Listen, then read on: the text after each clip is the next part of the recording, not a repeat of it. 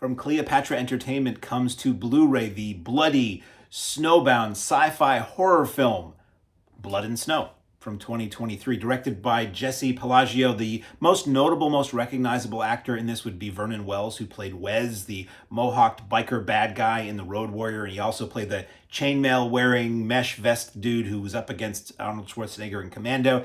He's in this, as well as Simon Phillips and Anne-Carolyne Binette. Technical specs, it's widescreen, it's 5.1 or stereo surround, and there are optional English subtitles. Film opens snowbound area, we're not quite sure where, maybe northern Canada, probably somewhere like that, up in the Arctic area, but it's woodsy, so not like, the Arctic or anything like that.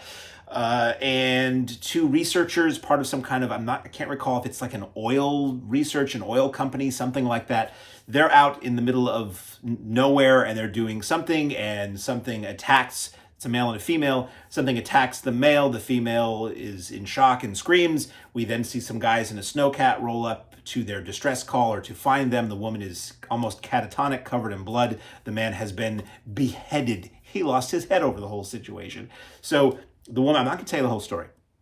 The woman is taken back to the sickbay where Vernon Wells is the doctor in this snowbound research, medical, what have you facility. And she eventually comes to, and she's different. Let's just put it that way. So basically this movie, I don't want to give a lot away. I thought this was not bad. It's very derivative, but taking it on its own terms, I kind of liked it. It's people in a contained remote location where help is not likely to come, and there's something in there that's bad and wants them dead. And one by one, people are falling victim. Yes, it's pretty much The Thing. It's basically The Thing if you didn't want to or have the money to spend on really serious visual effects, if you wanted The Thing to talk, and if you wanted it to be a little bit more theater of the mind and a little bit more dialogue heavy.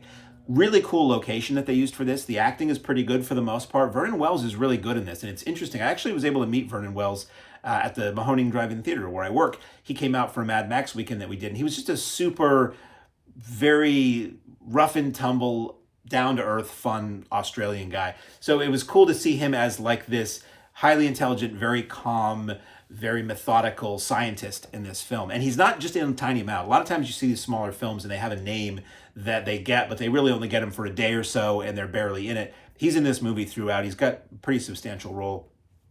The woman who plays the victim that is brought back is pretty good, and it was interesting. It's just ultimately it kind of felt like a Sci-Fi Channel movie, but like slightly better than the Sci-Fi Channel movies, like more sets and not a lot of crappy effects. There's a little bit of special effects here and there, but there isn't really that much.